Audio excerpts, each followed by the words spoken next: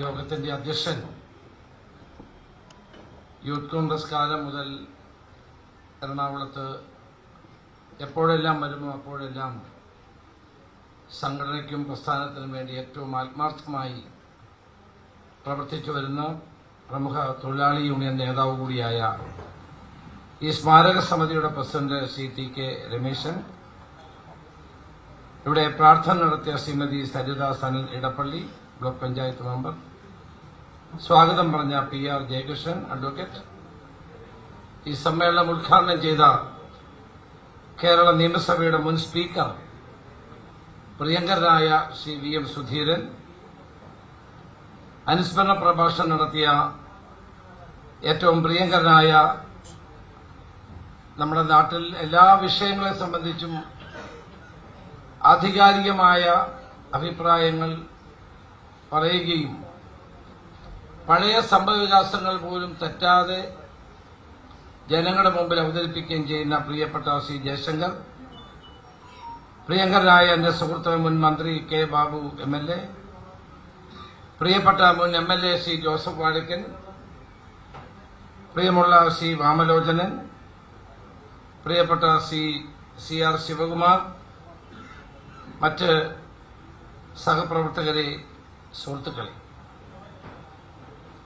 വളരെ സന്തോഷത്തോടുകൂടിയാണ് ഇന്ന് മഹാനായ ഡീവർ പി.കെ. ഡീവറുടെ നാമധേയത്തിലുള്ള ഡീവർ സ്മാരക സമിതി ഈ അവാർഡ് എനിക്ക് നൽകാനുള്ള തീരുമാനമെടുത്തതിൽ സന്തോഷത്തോടെയാണ് ഞാനത് സ്വീകരിച്ചത്. ശ്രീ ടി.കെ. രമേശൻ എന്നോട് പറഞ്ഞു, കഴിഞ്ഞ 35 വർഷമായി ഡീവർ സ്മാരക സമിതി ഈ അനുസ്മരണ സമ്മേളനവും അവാർഡ് ദാനവും ഒക്കെ നടത്തി വരാറുണ്ട്. സമൂഹത്തിന്റെ വിവിധ മേഖലകളിൽ പ്രവർത്തിച്ചിട്ടുള്ള ആളുകൾക്കാണ് ഈ സമ്മാനങ്ങൾ നൽകി വരാറുള്ളത്. ഏതായാലും അനുസ്മരണ സമിതി ഇത്തവണത്തെ ഈ അവാർഡ് നൽകാൻ എന്നെ തെരഞ്ഞെടുത്തതിന് സമിതിയോടും ഡീവർ സ്മാരക സമിതിയോടും അതിന്റെ അധ്യക്ഷൻ എന്റെ പ്രിയപ്പെട്ട പ്രമുഖ തൊഴിലാളി നേതാവ് കൂടിയായ ശ്രീ ടി.കെ. രമേശനോടുമുള്ള നന്ദി ഞാൻ ആദ്യമായി രേഖപ്പെടുത്തുകയാണ്. കേരളത്തിലെ ട്രേഡ് യൂണിയൻ പ്രസ്ഥാനത്തിന്റെ ആചാര്യനും പ്രമുഖ പത്രപ്രവർത്തകനും സഹകാരിയും മാത്രമല്ല സാംസ്കാരിക രാഷ്ട്രീയ മണ്ഡലങ്ങളിൽ സ്വന്തമായ ഒരിടം കണ്ടെത്തിയ നേതാവാണ് ശ്രീ പി.കെ. ഡീവർ. ബഹുമാനായ ഉദ്ഘാടകൻ ശ്രീ വി.എം. ഇവിടെ വളരെ വിശദമായി തന്നെ അദ്ദേഹത്തിന്റെ നിയമസഭാ പ്രസംഗങ്ങളെ സംബന്ധിച്ചും അദ്ദേഹത്തിന്റെ നേതൃത്വത്തിൽ കൊച്ചിയിൽ നടന്നിട്ടുള്ള വിവിധ സമരപരിപാടികളെ പറ്റിയും എല്ലാം ഇവിടെ ചൂണ്ടിക്കാണിക്കുകയുണ്ടായി. അദ്ദേഹം എല്ലാ മേഖലകളിലും കൈവച്ചിട്ടുള്ള ഒരു വ്യക്തിയാണ്. പത്രപ്രവർത്തന രംഗത്ത് ധർമ്മകാഹളത്തിന്റെ പത്രാധിപർ, വീരകേസരി മാസികയുടെ പത്രാധിപർ, അല്ലമീന്റെ പത്രാധിപർ, മാതൃഭൂമിയുടെ നിയമസഭാ ലേഖകനായും മലയാള മനോരമയുടെ ലേഖകനായും കേരള രാജ്യത്തിന്റെ ലേഖനായും ഇന്ത്യ സ്പെഷ്യൽ ലേഖനായിട്ടുമൊക്കെ പ്രവർത്തിച്ച ഒരു മഹാവ്യക്തിത്വമായിരുന്നു പി.കെ. ഡീവറുടെ. അദ്ദേഹം 1945 കൊച്ചി നിയമസഭാ അംഗമായിരുന്നു. കൊച്ചി നിയമസഭയുടെ ഡെപ്യൂട്ടി സ്പീക്കറായിരുന്നു. മന്ത്രിസ്ഥാനം അദ്ദേഹത്തിന് നൽകാമെന്ന് പറഞ്ഞപ്പോൾ അന്ന് പല കാരണങ്ങൾ കൊണ്ട് പനമ്പള്ളി ഗോവിന്ദമേനോനെ സി. കേശവന്റെ മന്ത്രിസഭയിൽ മന്ത്രിയാക്കാത്തതിൽ പ്രതിഷേധിച്ച് അന്ന് കൊച്ചിയിലെ എം.എൽ.എമാർ മാറി നിന്ന സാഹചര്യത്തിൽ മന്ത്രിസഭാ സ്ഥാനം വേണ്ട എന്ന് പറഞ്ഞുകൊണ്ട് സ്വന്തം നിലപാടുകൾ ഉയർത്തിപ്പിടിച്ച വ്യക്തിയായിരുന്നു ശ്രീ പി.കെ. ഡീവർ. അധസ്ഥിത പിന്നോക്ക ജനവിഭാഗങ്ങളുടെ മോചനത്തിന് വേണ്ടിയുള്ള ധീരമായ പോരാട്ടങ്ങൾക്ക് നേതൃത്വം കൊടുക്കാൻ അദ്ദേഹത്തിന് ഇവിടെ കഴിഞ്ഞു. അഡ്വക്കേറ്റ് ജയശങ്കർ ചൂണ്ടിക്കാണിച്ച പോലെ പണ്ട് ധീവര സമുദായം എന്നൊരു സമുദായം ഇല്ലായിരുന്നു. പല സമുദായങ്ങളായിരുന്നു. പല പേരുകളിൽ അറിയപ്പെട്ടിരുന്ന ഈ സമുദായത്തെ ഒരു ധീവര സമുദായം എന്ന ഗവൺമെന്റ് അംഗീകരിച്ചത് നോട്ടിഫിക്കേഷൻ ഇറക്കിയ ശ്രീ എ.കെ. ആന്റണി മുഖ്യമന്ത്രിയായിരുന്ന കാലത്താണ് അവർ ഗവൺമെന്റ് അംഗീകരിച്ചത്. ശ്രീ കെ കരുണാകരന്റെ കാലത്താണ് ധീവര സമുദായത്തിന് OECയിൽ അതർ എഡ്യൂക്കേഷണലി ബാക്ക്വേർഡ് കമ്മ്യൂണിറ്റി എന്നുള്ള അംഗീകാരം കൊടുത്തത്. 1% അവർക്കന്ന് സംവരണം ഏർപ്പെടുത്തിയത് അങ്ങനെയാണ്. ഉമ്മൻചാണ്ടി ഗവൺമെന്റ് കാലത്താണ് പണ്ഡിറ്റ് കറുപ്പൻ മെമ്മോറിയൽ കെട്ടിടം അല്ലേ നമ്മള് സ്മാരകം സ്ഥലം അനുവദിച്ചു. ആദ്യം അതിന് 1 കോടി രൂപ അനുവദിച്ചു. പിന്നെയും ദിനകരൻ വരികയാണ്, വീണ്ടും പൈസ വേണോ, 50 ലക്ഷം വേണമെന്ന് പറഞ്ഞു. അതുകൊണ്ടും തീർന്നില്ല, പിന്നെയും 50 ലക്ഷം കൊടുത്തു. ഗവൺമെന്റ് ഉദാരമായി അന്ന് ഉമ്മൻചാണ്ടി ഗവൺമെന്റ് പണ്ഡിറ്റ് കറുപ്പൻ സ്മാരക സമിതിക്ക് അനുയോജ്യമായ കെട്ടിടം, അത് ഏറ്റവും കണ്ണായ സ്ഥലത്താണ് നമ്മൾ ഗോശ്രീ പാലത്തിലോട്ട് കയറുന്നതിന്റെ വലത് ഭാഗം, അതിമനോഹരമായ കെട്ടിടം അവർ നിർമ്മിക്കുകയുണ്ടായി. അപ്പൊ 1945 കൊച്ചി നിയമസഭയിൽ അംഗമായിരുന്നു കൊണ്ട് പ്രിയങ്കരനായ ശ്രീ VF സുധീരനിവിടെ വായിച്ച ഈ പ്രസംഗങ്ങൾ എത്ര വിപ്ലവകരമായ പ്രസംഗങ്ങളാണ് അദ്ദേഹം നടത്തിയത്. അധികാരവർഗത്തിന്റെ മുഖത്ത് നോക്കി പിന്നോക്ക ജനവിഭാഗങ്ങളുടെ, പാവപ്പെട്ടവരുടെ, അധ്വാനിക്കുന്നവരുടെ, തൊഴിലാളികളുടെ ശബ്ദം ഉയർത്തിപ്പിടിക്കുവാൻ CPK ഡീവർക്ക് കഴിഞ്ഞു എന്നുള്ളതാണ് അദ്ദേഹത്തിന്റെ ഏറ്റവും വലിയ പ്രത്യേകത. പലർക്കും അറിയാൻ പാടില്ലാത്തൊരു നല്ലൊരു പരിഭാഷകനായിരുന്നു. ഇംഗ്ലീഷ് പ്രസംഗങ്ങൾ നന്നായി പരിഭാഷപ്പെടുത്തി. ആ കാലഘട്ടങ്ങളിൽ അധികാരികൾക്ക് ഇംഗ്ലീഷേ അറിയാത്തുള്ളൂ. ഇന്ത്യക്ക് സ്വാതന്ത്ര്യം കിട്ടുന്നതിന് മുമ്പാണ്. അത് അവരുടെ പ്രസംഗങ്ങൾ പരിഭാഷപ്പെടുത്തുന്നത് അദ്ദേഹത്തിന്റെ ഒരു പ്രത്യേകത തന്നെയായിരുന്നു. അത് മാത്രമല്ല, സ്വാതന്ത്ര്യ സമരത്തിന്റെ ഏറ്റവും പ്രധാനപ്പെട്ട മുഹൂർത്തങ്ങളായ ഉപ്പ് സത്യാഗ്രഹം പോലെയുള്ള സത്യാഗ്രഹ സമരത്തിലൊക്കെ പങ്കെടുത്ത് പണ്ഡിറ്റ് കറുപ്പനോടൊപ്പം നവോത്ഥാന സംരംഭങ്ങളിൽ പങ്കെടുത്തുകൊണ്ട് അദ്ദേഹം നടത്തിയ പോരാട്ടങ്ങൾ ചെറുതല്ല. അദ്ദേഹത്തിന്റെ ചേർത്തലയിൽ വെച്ച് നടന്ന ഏറ്റവും അത് ഇന്റർമീഡിയറ്റിന് പഠിക്കുമ്പോൾ നടത്തിയ ഒരു പ്രസംഗമാണ്. SNDP യോഗത്തിന്റെ ജനറൽ സെക്രട്ടറിയായ TK മാധവൻ വേദിയിലിരിക്കുന്ന ആ വേദിയിൽ അദ്ദേഹത്തിന്റെ കന്നി പ്രസംഗം നടക്കുക. ആ കന്നി പ്രസംഗത്തിൽ വെച്ചാണ് TK മാധവൻ അദ്ദേഹത്തെ കണ്ടെത്തുന്നത്. അദ്ദേഹത്തിന്റെ അതുല്യമായ പ്രസംഗത്തെപ്പറ്റി TK മാധവൻ പറഞ്ഞത് ഏറ്റവും പ്രധാനപ്പെട്ട ഒരു കാര്യമായി ഞാൻ കണക്കാക്കാൻ ആഗ്രഹിക്കുന്നു. വാഗ്ധോരണി കൊണ്ട് അദ്ദേഹം എല്ലാവരെയും രോമാഞ്ചമണിയിച്ചു എന്നാണ് TK മാധവൻ അന്ന് പറഞ്ഞത്. അപ്പൊ പൊതുരംഗത്ത് ആദർശശുദ്ധിയോടുകൂടി പ്രവർത്തിക്കുവാൻ, പാവപ്പെട്ട ജനങ്ങൾക്ക് വേണ്ടി പ്രവർത്തിക്കാൻ, ട്രേഡ് യൂണിയൻ രംഗത്ത്, അന്ന് ഇന്നത്തെ പോലെ ട്രേഡ് യൂണിയൻ കാലഘട്ടമല്ല, അന്നൊന്നും ട്രേഡ് യൂണിയനുകളെ ആരും മൈൻഡ് ചെയ്യാത്തൊരു കാലത്ത്, അംഗീകരിക്കാത്തൊരു കാലത്ത് തൊഴിലാളികളെ സംഘടിപ്പിച്ചുകൊണ്ട് അവരുടെ അവകാശങ്ങൾക്ക് വേണ്ടി നടത്തിയ പോരാട്ടങ്ങൾ ചെറുതല്ല. പനമ്പള്ളി ഗോവിന്ദ മേനോനെ മത്സരിക്കാൻ ഒരു സീറ്റ് എറണാകുളം ടൗണിൽ കൊടുത്ത് പനമ്പള്ളി ഗോവിന്ദനെ വിജയിപ്പിക്കാൻ, വരത്തനാണെന്ന് പറഞ്ഞ് പ്രസംഗം നടത്തിയിട്ടും അദ്ദേഹത്തെ വിജയിപ്പിക്കാൻ മുന്നിൽ തന്നെ പ്രവർത്തിക്കുകയും 7 വോട്ടിനാണെന്ന് പനമ്പള്ളി ജയിക്കും. 7 വോട്ടിനാണ് പനമ്പള്ളി കൊച്ചി നഗരത്തിൽ നിന്ന് ജയിച്ച് കൊച്ചി നിയമസഭയിലേക്ക് പോകും. അതിന്റെ മുന്നണി പോരാളിയായി നിന്ന് പ്രവർത്തിക്കുവാൻ CPK ഡീവർക്ക് സാധിച്ചു എന്നുള്ളതും ചരിത്രത്തിന്റെ ഭാഗമായ ഒരു കാര്യമാണ്. ഇവിടെ സൂചിപ്പിച്ച പോലെ നിയമസഭ എന്ന് പറയുന്നത് നമ്മുടെ ജനങ്ങളുടെ പ്രശ്നങ്ങൾ അവതരിപ്പിക്കാനുള്ള വേദിയാണ്. ആ അസംബ്ലിയിലും പാർലമെന്റിലും ഒക്കെ പ്രസംഗിക്കും. പ്രത്യേകിച്ച് പാർലമെന്റിൽ നമ്മളൊരു പ്രസംഗം നടത്തിയാൽ ലോകം മുഴുവൻ എത്തും. പ്രത്യേകിച്ച് ഈ പാർലമെന്റിൽ നമ്മൾ ഓരോ വിഷയങ്ങൾ എടുക്കുമ്പോൾ അത് ലോകം മുഴുവൻ എത്തും. നിയമസഭയിൽ പ്രസംഗം നടത്തിയാൽ അത് കേരളം മുഴുവൻ എത്തും. അപ്പൊ ജനങ്ങൾക്ക് വേണ്ടി നടത്തുന്ന പോരാട്ടങ്ങളുടെ വേദി തന്നെയാണ് നിയമസഭ എന്ന് പറയുന്നത്. പുറത്തുള്ള രാഷ്ട്രീയവും പുറത്തുള്ള ചർച്ചകളും ഏറ്റവും കൂടുതൽ പ്രതിഫലിക്കുന്നത് നിയമസഭകളിലാണ് എന്ന കാര്യത്തിൽ സംശയമില്ല, പാർലമെന്റിലാണെന്നുള്ള കാര്യത്തിൽ സംശയമില്ല. ദൗർഭാഗ്യവശാൽ ഇന്ന് നിയമസഭകളും പാർലമെന്റുകളും വെറും നോക്കുകുത്തികളായി മാറുന്നു എന്നുള്ളതാണ് സത്യം. ഞങ്ങളൊക്കെ CVM സുധീരനോട് പറഞ്ഞു, എന്നേക്കാൾ മുമ്പ് പാർലമെന്റിൽ പോയ ആളാണ് അദ്ദേഹം. പണ്ടൊക്കെ പാർലമെന്റ് തുടങ്ങിയാൽ പ്രധാനമന്ത്രി അവിടെ വന്നിരിക്കും. വലിയ എനിക്ക് ഓർമ്മയുണ്ട്, 99 വയസ്സുള്ള കമലാപതി ത്രിപാഠി രാവിലെ വന്നാൽ വൈകിട്ടേ പോകും. വാജ്പേയി പാർലമെന്റിൽ വന്നാൽ അദ്ദേഹം പാർലമെന്റ് സമ്മേളനം കഴിയുന്നവരെ അവിടെ ഇരിക്കും. ജ്യോതിർമയി ബാസു ഭൂപേഷ് ഗുപ്ത, ഇവരൊക്കെ നമ്മളൊക്കെ അത്ഭുതത്തോടെ കണ്ടിട്ടുള്ള നേതാക്കന്മാരാണ്. അവരൊക്കെ പാർലമെന്റിൽ ഇരിക്കുമ്പോൾ നമ്മളൊക്കെ അവിടെ ഇരിക്കും, നമ്മളെ കൊച്ചു കുട്ടികളാണ് പുറകെ ഇരിക്കുന്നത്. അവരെല്ലാം അവിടെ തന്നെ ഇരിക്കും, എങ്ങും പോവില്ല. ഇന്ന് പ്രധാനമന്ത്രി ആന്റി ചേംബറിൽ ഇരുന്നാൽ പോലും പാർലമെന്റ് വന്നിരിക്കില്ല. പാർലമെന്റ് സമ്മേളനം കൂടണമെന്നുള്ള കാര്യത്തിൽ നിർബന്ധമില്ല.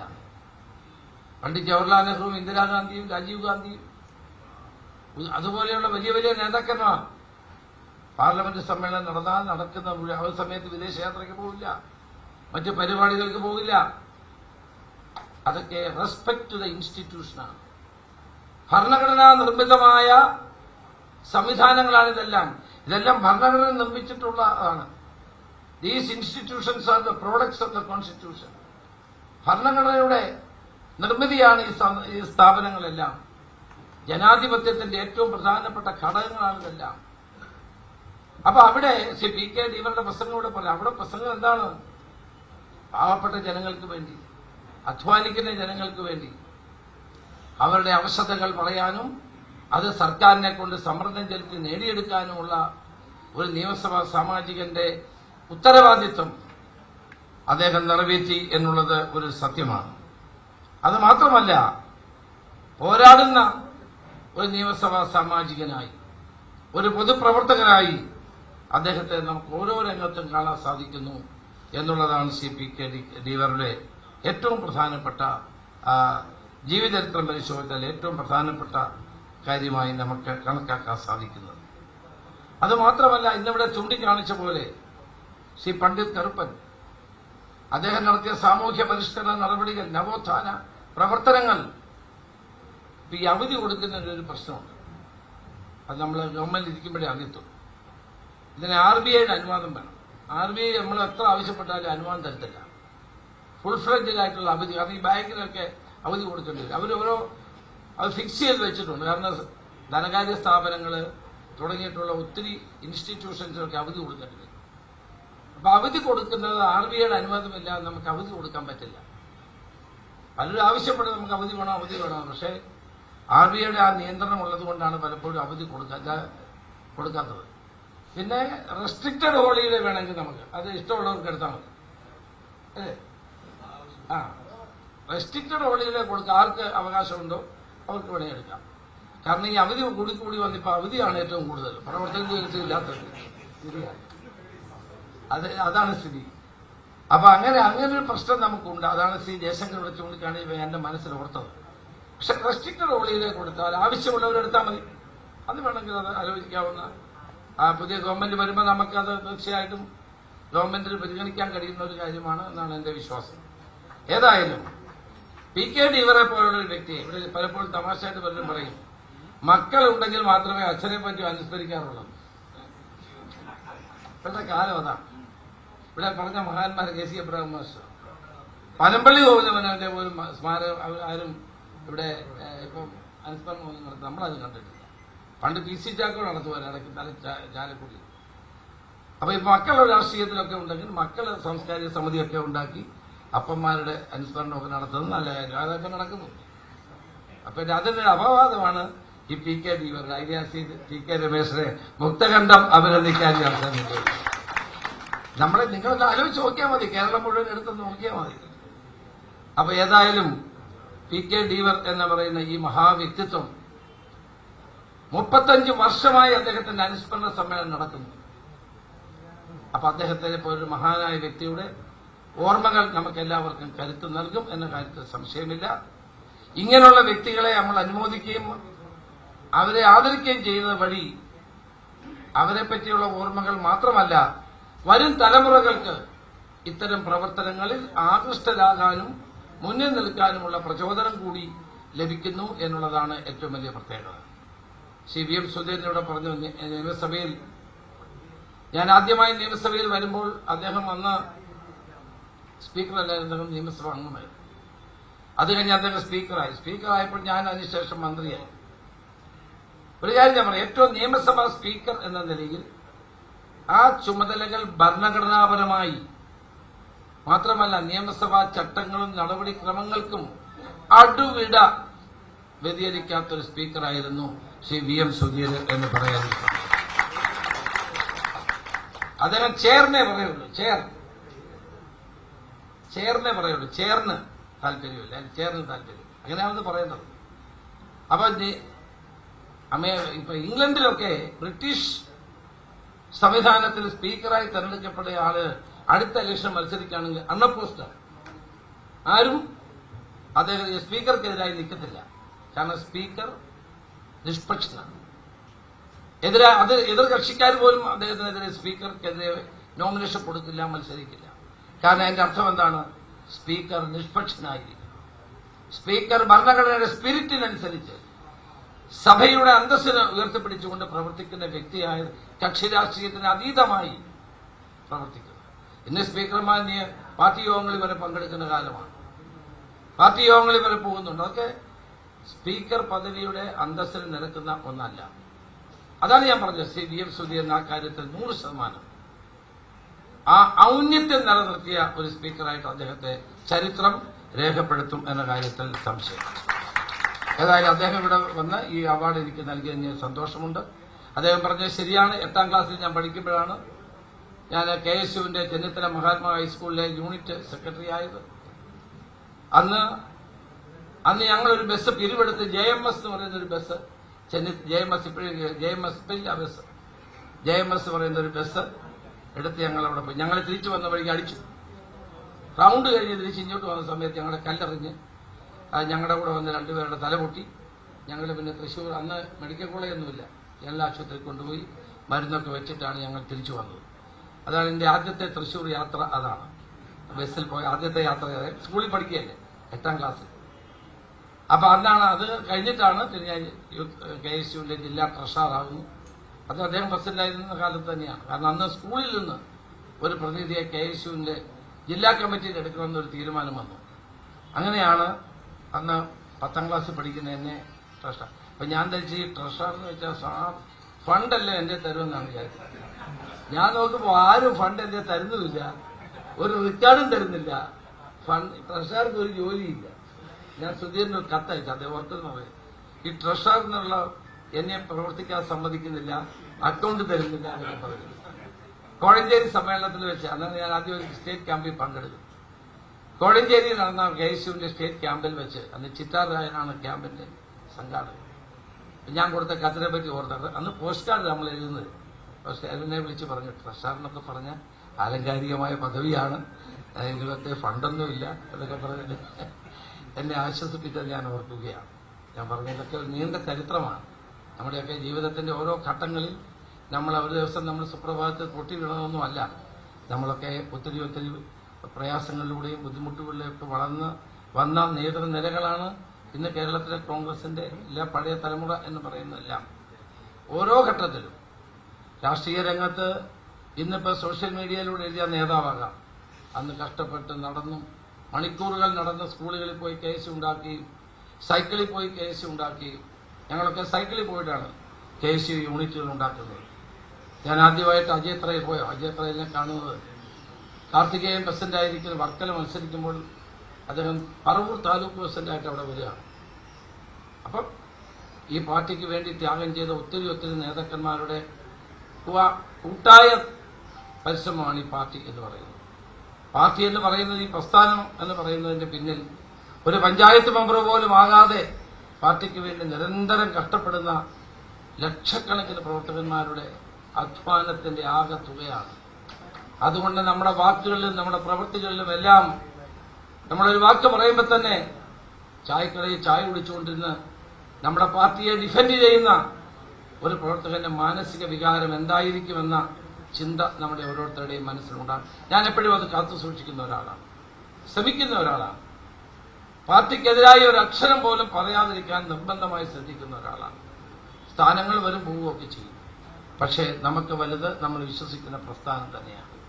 അതിലാണ് ഡീവർ അദ്ദേഹത്തെ ജീവചരിത്രം മുഴുവൻ പരിശോധിച്ചാൽ പാർട്ടിയാണ് വലുതെന്നും പാർട്ടിക്ക് വേണ്ടിയിട്ടുള്ള പ്രവർത്തനമാണ് വലുതെന്നും വിശ്വസിച്ച ഒരു മഹാവ്യക്തിയുടെ നാമധേയത്തിലുള്ള അവാർഡ് വാങ്ങുമ്പോൾ വിശ്വസിക്കുന്ന പ്രസ്ഥാനത്തെ ഒരിക്കലും ദോഷപ്പെടുത്താതിരിക്കാനുള്ള പ്രത്യേക ശ്രദ്ധ നമ്മൾ ഓരോരുത്തരും കാണിക്കണമെന്ന് മാത്രം പറഞ്ഞുകൊണ്ട് എന്റെ വാക്ക് നിർത്തുന്നു. ഈ അനുസ്മരണ സമ്മേളനത്തിൽ എത്തിച്ചേരാനും ഈ അവാർഡ് നൽകാനും തീരുമാനിച്ച അനുസ്മരണ സമിതിയെയും എന്റെ പ്രിയപ്പെട്ട സുഹൃത്ത് ശ്രീ ടി.കെ. രമേശിനെയും ഇത് നൽകാൻ വേണ്ടി മാത്രം തിരുവനന്തപുരത്തിനോട് എത്തിച്ചേർന്ന പ്രിയങ്കരനായ മുൻ നിയമസഭാ സ്പീക്കർ ശ്രീ വി.എം. സുധീരനോടും ജയശങ്കർ രാഷ്ട്രീയമൊന്നുമില്ലാത്ത ആളെ എല്ലാവരെയും വിമർശിക്കും, എല്ലാവരെയും അവിടെ തെറ്റ് കണ്ടാലും വിമർശിക്കുന്ന ഒരാളാണ്.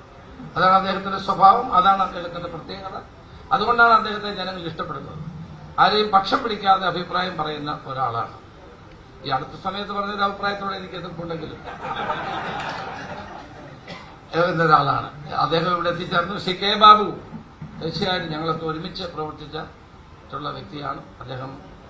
KSUവിലൂടെ വളർന്നു വന്ന നേതാവാണ്. തൃപ്പൂണിത്തുറയിൽ ഇദ്ദേഹം ഇത്തവണ മത്സരിച്ചില്ലെങ്കിലും സ്ഥാനാർത്ഥിയേക്കാൾ കൂടുതൽ പ്രവർത്തിച്ചത് അദ്ദേഹമായിരുന്നു. അത്രമാത്രം ആത്മാർത്ഥമായി പാർട്ടിക്ക് വേണ്ടി പ്രവർത്തിച്ചു. ശ്രീ കെ ബാബുവിനോടും എന്റെ ആത്മസുഹൃത്തും സഹപ്രവർത്തകനും മുൻ MLAയും KPCCയുടെ രാഷ്ട്രീയകാര്യ സമിതി അംഗവുമായ ശ്രീ ജോസഫ് വാഴയ്ക്കൻ അടക്കം പ്രമുഖരായ എല്ലാ നേതാക്കളും, അതുപോലെ തന്നെ ശ്രീ PK സാഹിബ്, അദ്ദേഹത്തിന്റെ ബന്ധു സണ്ണില്ലോ ഈ ചടങ്ങിൽ പങ്കെടുക്കുമെന്നുള്ളത് ഏറ്റവും വലിയ ഒരു കാര്യമാണ്. എല്ലാവരോടും നന്ദി പറയുന്നു. ഈ അവാർഡ് തീർച്ചയായും എനിക്കൊരു അംഗീകാരമായി ഞാൻ കണക്കാക്കുന്നു. എന്റെ ജീവിതത്തിലെ ഒരു അനർഘ നിമിഷമായി ഞാൻ കണക്കാക്കുന്നു. ഓരോ അവാർഡുകൾ കിട്ടുമ്പോഴും അത് നമ്മളെ ഉത്തരവാദിത്തങ്ങൾ വർദ്ധിപ്പിക്കുകയാണ്. കൂടുതൽ കൂടുതൽ പൊതുജന സേവനത്തിനും നാടിന്റെ നന്മയ്ക്കും വേണ്ടി പ്രവർത്തിക്കാനുള്ള ഒരു കരുത്ത് നമുക്ക് ഇത്തരം അനുസ്മരണ ഇത്തരം അവാർഡുകളിൽ നിന്ന് നമുക്ക് ലഭിക്കും എന്ന് മാത്രം ചൂണ്ടിക്കാണിച്ചുകൊണ്ട് ഒരിക്കൽ കൂടി നന്ദി പറഞ്ഞുകൊണ്ട് എന്റെ വാക്കുകൾ നിർത്തുന്നു. നമസ്കാരം. ജയ് ഹിന്ദ്.